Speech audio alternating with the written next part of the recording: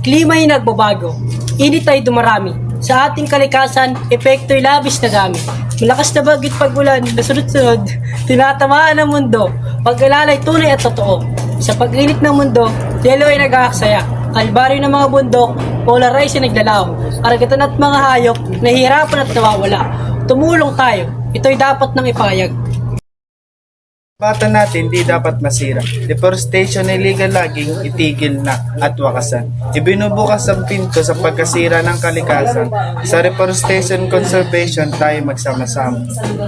Pag-ambag ng tao sa greenhouse gas emission, kailangang bawasan, ito'y bigyan ng pansin. Paggamit ng solar, wind at energy, lahat tayo makakatulong sa pag-ikot ng mundo natin. Pag-aalaga sa mga hayop at kanilang tahanan, ito'y mahalaga sa buhay ng ating kalikasan. Bawasan ng plastic, recycling at pagsasaliksik. Sa ating mga hakbang, pagbabago'y maaaring makamtan. Pagtutulungan natin, ito'y hindi imposible. Magtanim ng puno at magkaroon ng malasakit. Sa bawat yugto ng ating buhay, ang ating kalikasan ay itaguyod. Sa pag-aalaga nito, ating iukit ang tagumpay. Ang sunod na henerasyon, tayo ay nagmamalasakit.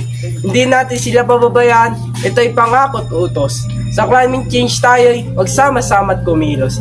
Sa pangangalaga ng kalikasan, ating ipanalo. Ang laban nito'y aking palaisipan. Nito'y nagsasalaysay tungkol sa climate change. At ang epekto nito'y sa atin ay nagsasalaysay.